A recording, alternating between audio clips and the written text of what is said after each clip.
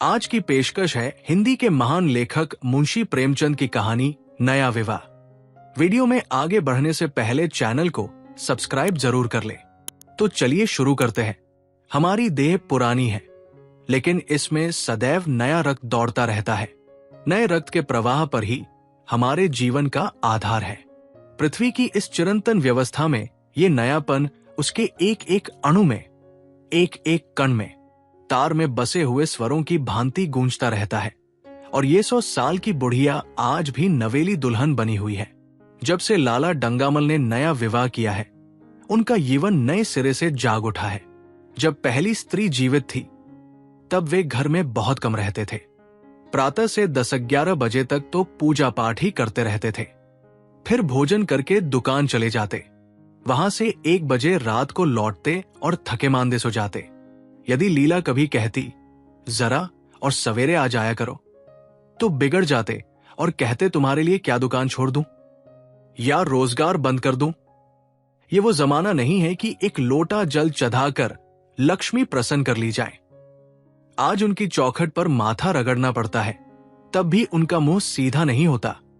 लीला बेचारी चुप हो जाती। अभी 6 महीने की बात है। लीला को ज्वर चढ़ा हुआ था।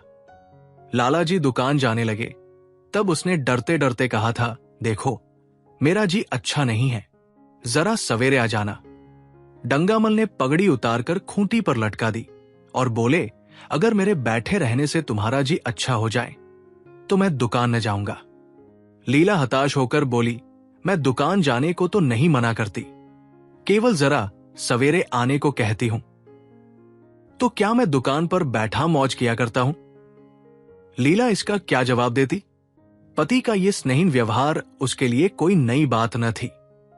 इधर कई साल से उसे इसका कठोर अनुभव हो रहा था कि उसकी इस घर में कद्र नहीं है। वो अक्सर इस समस्या पर विचार भी किया करती, पर वो अपना कोई अपराध न पाती। वो पति की सेवा अब पहले से कहीं ज्यादा करती। उनके कार्यभार को हल्का करने की बराबर चेष्टा करती रहती, बराबर प्रसन्न चित्त रहती। कभी उनकी इच्छा के विरुद्ध कोई काम नहीं करती। अगर उसकी जवानी ढल चुकी थी, तो इसमें उसका क्या अपराध था? किसकी जवानी सदैव स्थिर रहती है? अगर अब उसका स्वास्थ्य उतना अच्छा न था, तो इसमें उसका क्या दोष? उसे बेकसूर क्यों दंड दिया जाता है?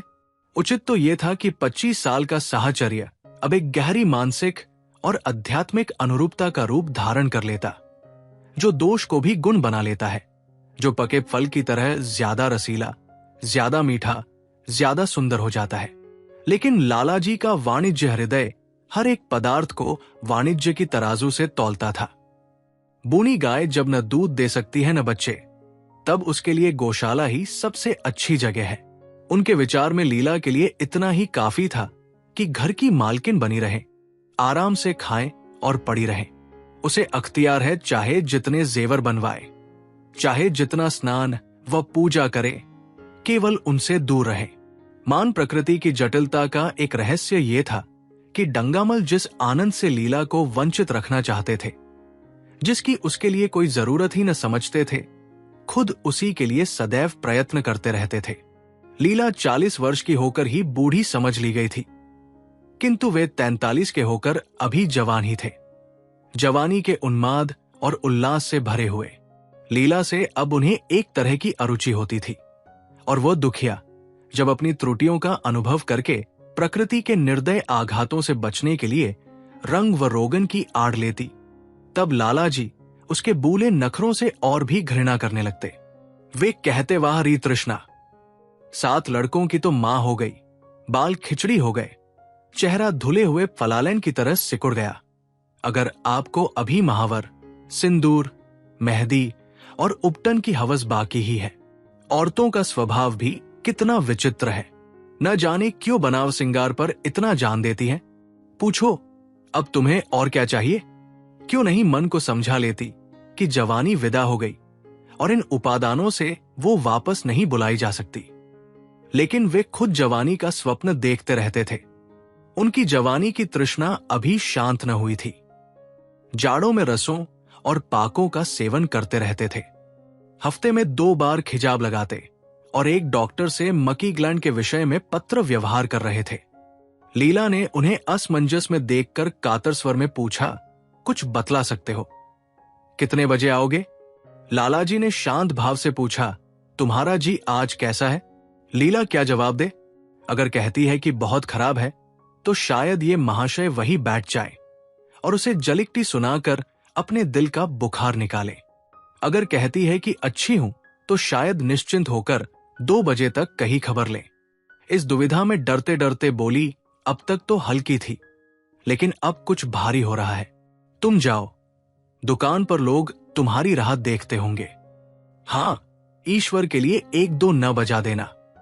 लड़के सो जाते हैं, मुझे जरा भी अच्छा नहीं लगता, जी घबराता है। सेठ जी ने अपने स्वर में स्नेह की चाशनी देकर कहा, 12 बजे तक आ जाऊंगा जरूर। लीला का मुख धूमिल हो गया। उसने कहा, 10 बजे तक नहीं आ सकते? 11:30 से पहले किसी तरह नहीं। नहीं 10:30। अच्छा, 11 बजे। लालाजी वादा करके चले गए। लेकिन 10 बजे रात को एक मित्र ने मुजरा सुनने के लिए बुला भेजा। इस निमंत्रण को कैसे इनकार कर देते? जब एक आदमी आपको खातिर से बुलाता है तब ये कही की भल मनसाहत है कि आप उसका निमंत्रण अस्वीकार कर दें। लालाजी मुजरा सुनने चले गए। 2 बजे लौटे। चुपके से आकर नौकर को जगाया और अपने कमरे में आकर लेट रहे। लीला उनकी राह देखती, प्रतिक्षण विकल वेदना का अनुभव करती हुई न जाने कब सो गई थी। अंत में इस बीमारी ने अभागिनी लीला की जान ही लेकर छोड़ी। लालाजी को उसके मरने का बड़ा दुख हुआ। मित्रों ने संवेदना के तार भेजे। एक दैनिक पत्र ने शोक प्रकट करते हुए लीला के मानसिक और धार्मिक सद्गुणों का खूब बढ़ाकर वर्णन किया। लालाजी ने इन सभी मित्रों का हार्दिक धन्यवाद दिया और लीला के नाम से बालिका विद्यालय में 5 वजीफे प्रदान किए तथा मृतक भोज तो जितने समारोह से किया गया वो नगर के इतिहास में बहुत दिनों तक याद रहेगा। लेकिन 1 महीना भी न गुजरने पाया था कि लालाजी के मित्रों ने चारा डालना शुरू कर दिया और उसका ये असर हुआ कि 6 महीने की विधुरता के तय के बाद उन्होंने दूसरा विवाह कर लिया। आखिर बेचारे क्या करते?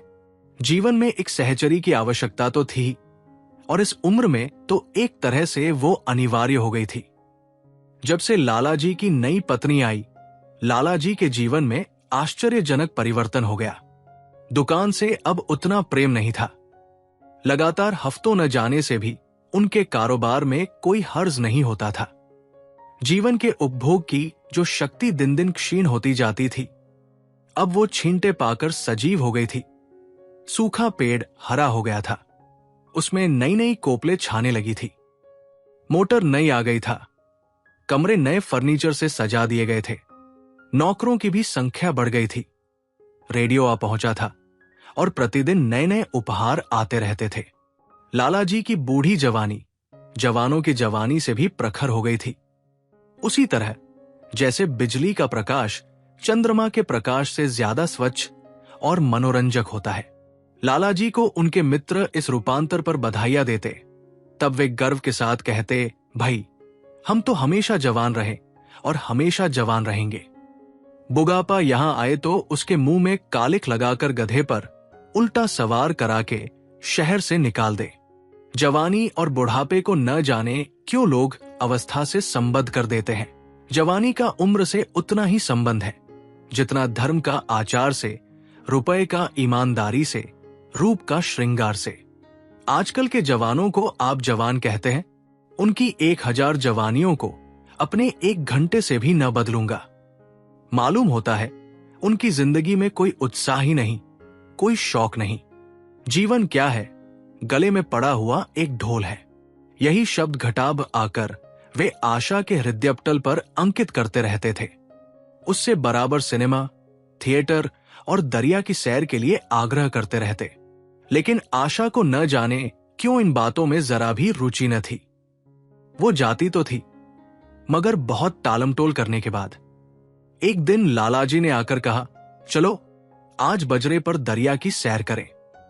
वर्षा के दिन थे, दरिया चढ़ा हुआ था। मेघमालाएं अंतर्राष्ट्रीय सेनाओं की भांति रंग बिरंगी वर्दियां पहने आकाश में कवायद कर रही थी। सड़क पर लोग मलार और बारमासा गाते चलते थे। बागों में झूले पड़ गए थे। आशा ने बेदिली से कहा, मेरा जी तो नहीं चाहता। लालाजी ने मृदु प्रेरणा के साथ कहा, तुम्हारा मन कैसा है, जो आमोद प्रमोद की ओर आकर्षित नहीं होता? चलो जरा दरिया की सैर देखो। सच कहता हूं, बजरे पर बड़ी बहार रहेगी। आप जाएं, मुझे और कई काम करने हैं। काम करने को आदमी है। तुम क्यों काम करोगी? महाराज अच्छे सालन नहीं पकाता। आप खाने बैठो डॉट तो यूं ही उठ जाएंगे। आशा अपने अवकाश का बड़ा भाग लालाजी के लिए तरह तरह का भोजन पकाने में ही लगाती थी। उसने किसी से सुन रखा था कि एक विशेष अवस्था के बाद पुरुष के जीवन का सबसे बड़ा सुख रसना का स्वाद ही रह जाता है। लालाजी की आत्मा खिल उठी। उन्होंने सोचा कि आशा को उनसे कितना प्रेम है कि वह दरिया की सैर को उनकी सेवा के लिए छोड़ रही है। एक लीला थी कि मानन मान चलने को तैयार रहती थी। पीछा छुड़ाना पड़ता था। खामख्वा सिर पर सवार हो जाती थी और सारा मजा किरकिरा कर देती थी। स्नेह भरे उलाहने से बोले, तुम्हारा मन भी विचित्र है। अगर एक दिन सालन फीका हो रहा तो ऐसा क्या तूफान आ जाएगा? तुम तो मुझे बिल्कुल निकम्मा बनाए देती हो। अगर तुम न चलोगी तो मैं भी न जाऊंगा। आशा ने जैसे गले से फंदा छुड़ाते हुए कहा, आप भी तो मुझे इधर उधर घुमा घुमा कर मेरा मिजाज बिगाड़ देते हैं। ये आदत पड़ जाएगी तो घर का धंधा कौन करेगा? मुझे घर के धंधे की रत्ती भर भी परवाह नहिम्बाल की नोक बराबर भी नहीं। मैं चाहता हूं कि तुम्हारा मिजाज बिगड़े और तुम इस गृहस्थी की चक्की से दूर रही। और तुम मुझे बार बार आप क्यों कहती हो? मैं चाहता हूं तुम मुझे तुम कहो, तू कहो, गालियां दो, धौंस जमाओ। तुम तो मुझे आप कहकर जैसे देवता के सिंहासन पर बैठा देती हो। मैं अपने घर में देवता नहीं, चंचल बालक बनना चाहता हूं। आशा ने मुस्कुराने की चेष्टा करके कहा, भला मैं आपको तुम कहूंगी। तुम बराबर वाले को कहा जाता है कि बड़ों को। मुनीम ने 1 लाख के घाटे की खबर सुनाई होती तो भी शायद लालाजी को इतना दुख न होता जितना आशा के इन कठोर शब्दों से हुआ। उनका सारा उत्साह, सारा उल्लास जैसे ठंडा पड़ गया। सिर पर बाकी रखी हुई फूलदार टोपी, गले में पड़ी हुई जोगिए रंग की बुनी हुई रेशमी चादर, वो तंजेब का बेलदार कुर्ता जिसमें सोने के बटन लगे हुए थे, ये सारा ठाट जैसे उन्हें हास्य जंग जान पड़ने लगा। जैसे वो सारा नशा किसी मंत्र से उतर गया हो। निराश होकर बोले, तो तुम्हें चलना है या नहीं? मेरा जी नहीं चाहता तो मैं भी न जाऊं। मैं आपको कब मना करती हूं? आप कहा? आशा ने जैसे भीतर से जोर लगाकर कहा। तुम, और उसका मुखमंडल लज्जा से आरक्त हो गया। हाँ, इसी तरह तुम कहा करो। तुम नहीं चल रही हो? अगर मैं कहूं तुम्हें चलना पड़ेगा तो तब चलूंगी। आपकी आज्ञा मानना मेरा धर्म है। लालाजी आज्ञा न दे सके। आज्ञा और धर्म जैसे शब्द उनके कानों में चुभने से लगे।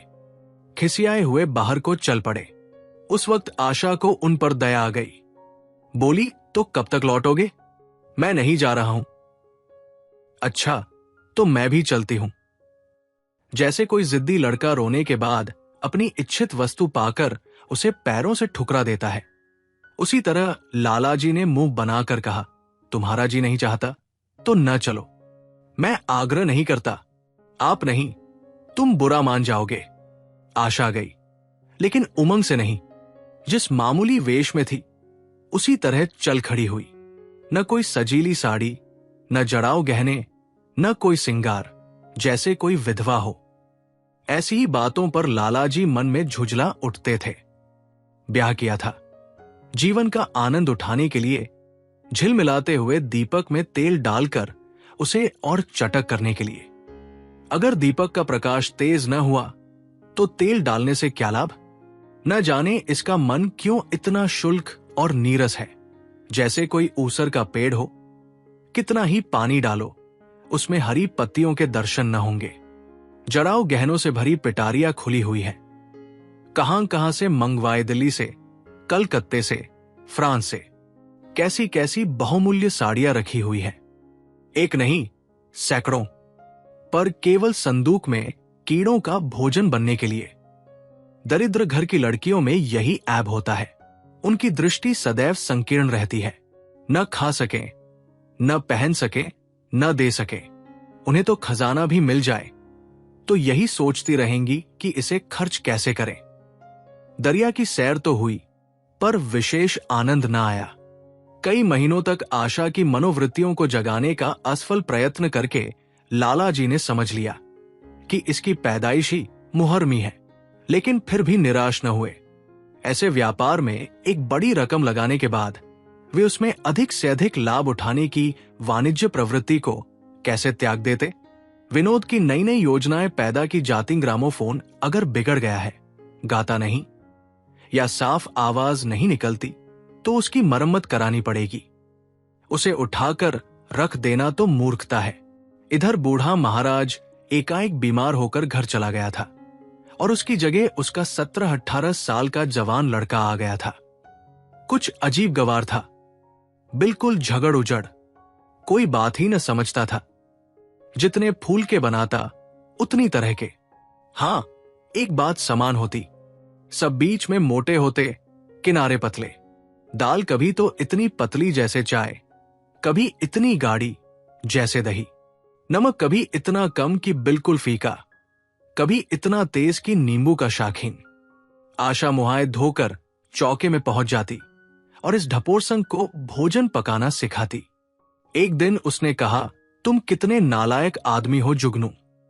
आखिर इतनी उम्र तक तुम घास खोदते रहे या झाड़ झोंकते रहे कि फुलके तक नहीं बना सकते। जुगल आंखों में आंसू भरकर कहता, बहूजी अभी मेरी उम्र ही क्या है, 17वीं ही तो पूरा हुआ है। आशा को उसकी बात पर हंसी आ गई। उसने कहा, तो रोटियां पकाना क्या 10-5 साल में आता है? आप 1 महीना सिखा दे बहूजी, फिर देखिए मैं आपको कैसे फुलके खिलाता हूं कि जी खुश हो जाए। जिस दिन मुझे फुलके बनाने आ जाएंगे, मैं आपसे कोई इनाम लूंगा। सालन तो अब मैं कुछ कुछ बनाने लगा हूं, क्यों ना? आशा ने हौसला बढ़ाने वाली मुस्कुराहट के साथ कहा, सालन नहीं, वो बनाना आता है। अभी कल ही नमक इतना तेज था कि खाया न गया।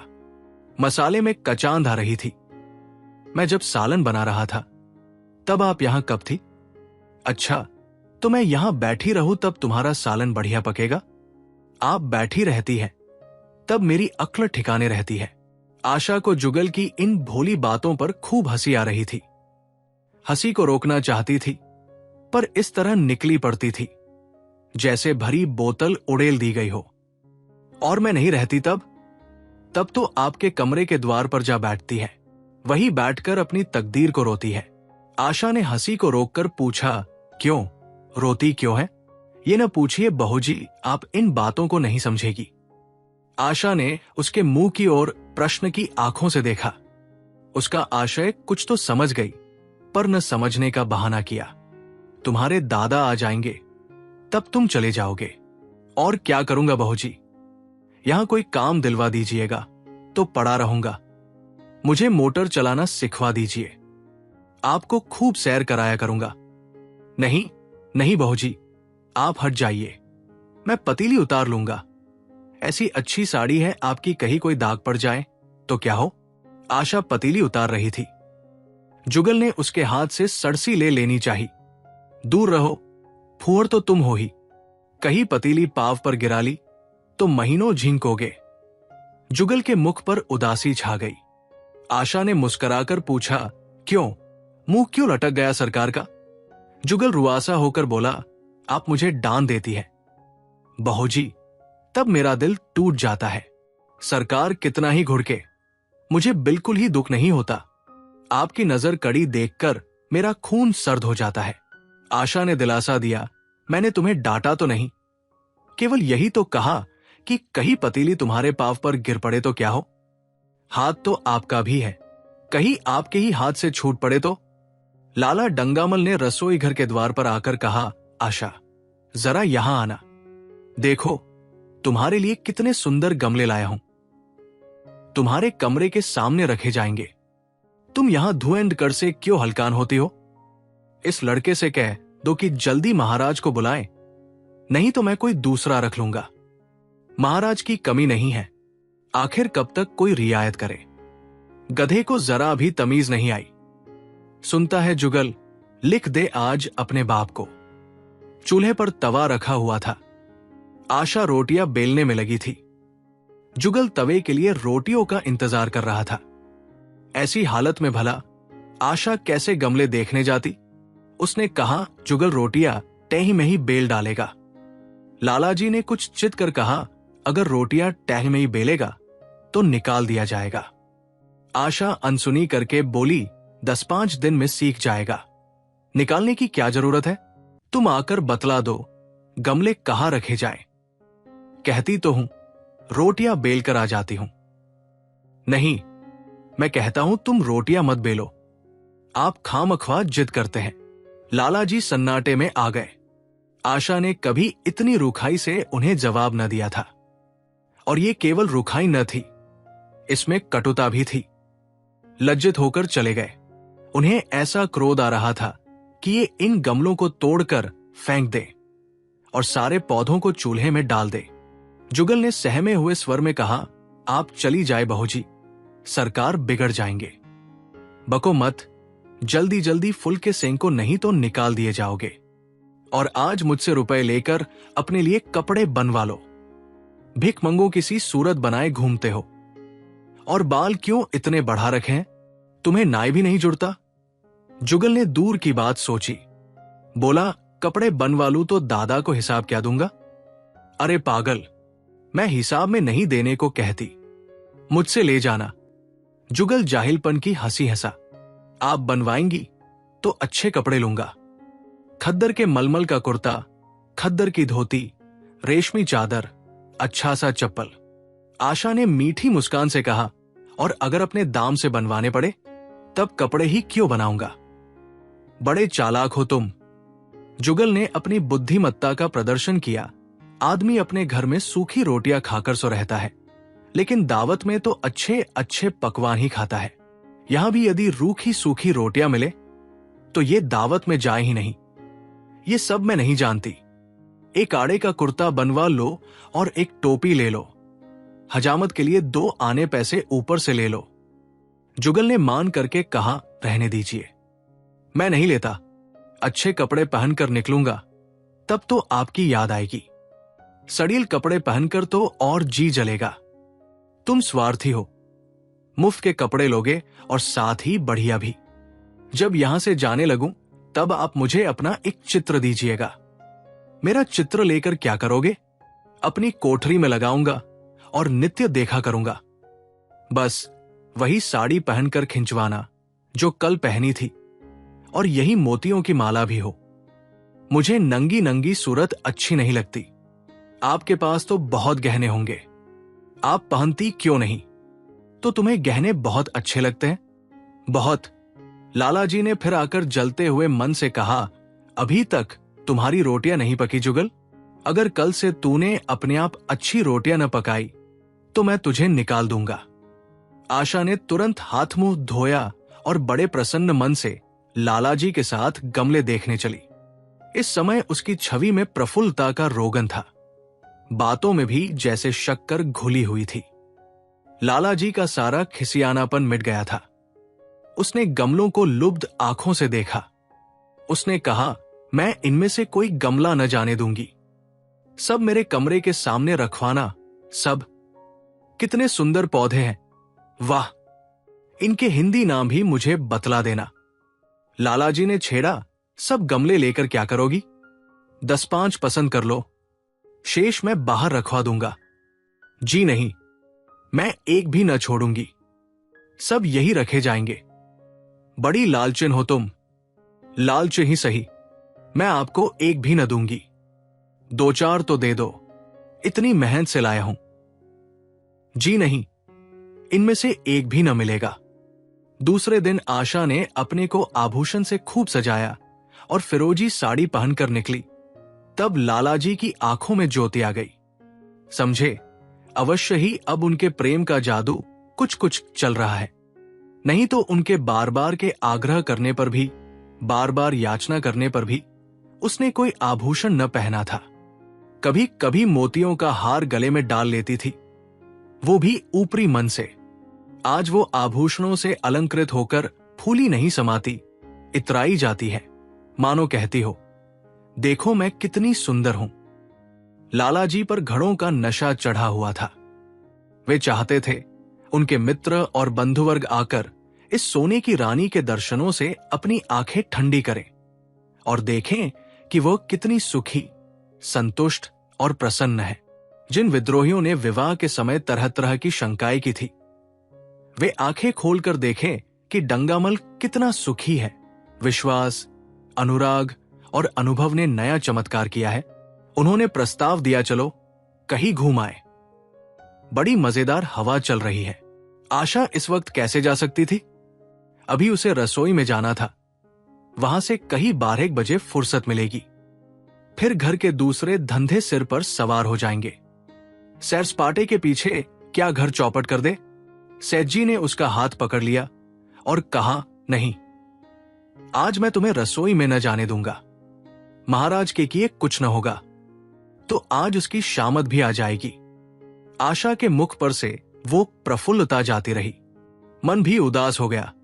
एक सोफे पर लेटकर बोली, आज न जाने क्यों कलेजे में मीठा मीठा दर्द हो रहा है। ऐसा दर्द कभी नहीं होता था। सेठ जी घबरा उठे। ये दर्द कब से हो रहा है? हो तो रहा है रात से ही, लेकिन अभी कुछ कम हो गया था, अब फिर होने लगा है। रह रहकर जैसे चुभन हो जाती है। सेठ जी एक बात सोचकर दिल ही दिल में खिल उठे। अब वे गोलियां रंग ला रही है। राजवैद्य जी ने कहा भी था कि जरा सोच समझकर इनका सेवन कीजिएगा। क्यों न हो, पुराने और परीक्षित नुस्खे हैं इनके पास। उन्होंने कहा, तो रात से ही ये दर्द हो रहा है? तुमने मुझसे कहा नहीं? नहीं तो वैद्य जी से कोई दवा मंगवाता। मैंने समझा था आप ही आप अच्छा हो जाएगा, मगर अब बद रहा है।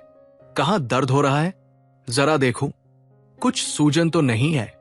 सेठ जी ने आशा के आंचल की तरफ हाथ बढ़ाया। आशा ने शर्मा कर सिर झुका लिया। उसने कहा, यह तुम्हारी शरारत मुझे अच्छी नहीं लगती। मैं अपनी जान से मरती हूं, तुम्हें हंसी सूझती है। जाकर कोई दवा ला दो। सेठ जी अपने पुंसत्व का ये डिप्लोमा पाकर उससे कहीं ज्यादा प्रसन्न हुए जितना राय बहादुरी पाकर होते। इस विजय का डंका पीटे बिना उन्हें कैसे चैन आ सकता था?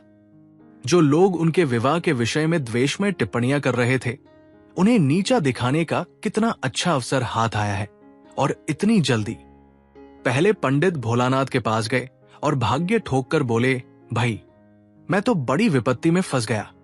कल से उनके कलेजे में दर्द हो रहा है, कुछ बुद्धि काम नहीं करती। कहती है ऐसा दर्द पहले कभी नहीं हुआ था। भोलानाथ ने कुछ बहुत हमदर्दी सी दिखाई। सेठ जी यहां से उठकर अपने दूसरे मित्र लाला फागमल के पास पहुंचे और उनसे भी लगभग इन्हीं शब्दों में ये शोक संवाद कहा। फागमल बड़ा शोधा था। मुस्कुराकर बोला, मुझे तो आपकी शरारत मालूम होती है। सेठ जी की बांछें खिल गई। उन्होंने कहा, मैं अपना दुख सुना रहा हूं और तुम्हें दिल लगी सूझती है। जरा भी आदमियत तुम में नहीं है। मैं दिल लगी नहीं कर रहा हूं। इस दिल लगी की क्या बात है? वे हैं कमसिन, कोमलांगी। आप ठहरे पुराने लठैत, दंगल के पहलवान। बस अगर ये बात न निकले तो मूंछ चुड़ा लूं। सेठ जी की आंखें जगमगा उठीं। मन में यीवन की भावना प्रबल हो उठी और उसके साथ ही मुख पर भी यीवन की झलक आ गई। छाती जैसे कुछ फैल गई। चलते समय उनके पग कुछ अधिक मजबूती से जमीन पर पड़ने लगे और सिर की टोपी भी न जाने कैसे बाकी हो गई। आकृति से बागपन की शान बरसने लगी। जुगल ने आशा को सिर से पांव तक जगमगाते देखकर कहा, बस बहू जी, आप इसी तरह पहने ओढ़े रहा करें।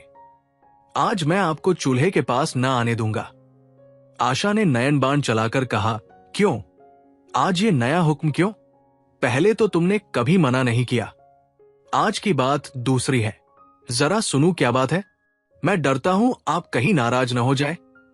नहीं नहीं, कहो, मैं नाराज न होंगी। आप बहुत सुंदर लग रही है। लाला डंगामल ने असंख्य बार आशा के रूप और यौवन की प्रशंसा की थी, मगर उनकी प्रशंसा में उसे बनावट की गंध आती थी। ये शब्द उनके मुख से निकलकर कुछ ऐसे लगते थे जैसे कोई पंगु दौड़ने की चेष्टा कर रहा हो। जुगल के इन सीधे शब्दों में एक उन्माद था, नशा था, एक चोट थी। आशा की सारी देह प्रकंपित हो गई। तुम मुझे नजर लगा दोगे जुगल? इस तरह क्यों घूरते हो? जब यहां से चला जाऊंगा तब आपकी बहुत याद आएगी। रसोई पकाकर तुम सारे दिन क्या किया करते हो? दिखाई नहीं देते, सरकार रहते हैं, इसीलिए नहीं आता। फिर अब तो मुझे जवाब मिल रहा है। देखिए भगवान कहां ले जाते हैं। आशा की मुख मुद्रा कठोर हो गई। उसने कहा, कौन तुम्हें जवाब देता है? सरकार ही तो कहते हैं तुझे निकाल दूंगा। अपना काम किए जाओ, कोई नहीं निकालेगा। अब तो तुम फुल के भी अच्छे बनाने लगे। सरकार है बड़े गुस्सेवर, 2-4 दिन में उनका मिजाज ठीक किए देती हूं। आपके साथ चलते हैं तो आपके बाप से लगते हैं। तुम बड़े मुंहफट हो। खबरदार, जबान संभालकर बातें किया करो। किंतु अप्रसन्नता का ये झीना आवरण उसके मनोरस्य को न छिपा सका। वो प्रकाश की भांति उसके अंदर से निकल पड़ता था। जुगल ने फिर उसी निर्भीकता से कहा, मेरा मुंह कोई बंद कर ले। यहां तो सभी यही कहते हैं। मेरा ब्याह कोई 50 साल की बुढ़िया से कर दे तो मैं घर छोड़कर भाग जाऊं, या तो खुद जहर खा लूं या उसे जहर देकर मार डालूं। फांसी ही तो होगी। आशा उस कृत्रिम क्रोध को कायम न रख सकी। जुगल ने उसकी हृदय वीणा के तारों पर मिजराब की ऐसी चोट मारी थी कि उसके बहुत जब्त करने पर भी मन की व्यथा बाहर निकल आई। उसने कहा, भाग्य भी तो कोई वस्तु है, ऐसा भाग्य जाए भाड़ में। तुम्हारा ब्याह किसी बुघिया से ही करूंगी, देख लेना।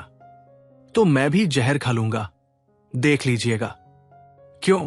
बुढ़िया तुम्हें जवान स्त्री से ज्यादा प्यार करेगी, ज्यादा सेवा करेगी, तुम्हें सीधे रास्ते पर रखेगी। ये सब मां का काम है। बीवी जिस काम के लिए है उसी काम के लिए है। आखिर बीवी किस काम के लिए है? आप मालकिन हैं, नहीं तो बता देता बीवी किस काम के लिए है। मोटर की आवाज आई। न जाने कैसे आशा के सिर का आंचल खिसक कर कंधे पर आ गया। उसने जल्दी से आंचल खींचकर सिर पर रख लिया और ये कहती हुई आपने कमरे की ओर लपकी की लाला भोजन करके चले जाएं, तब आना।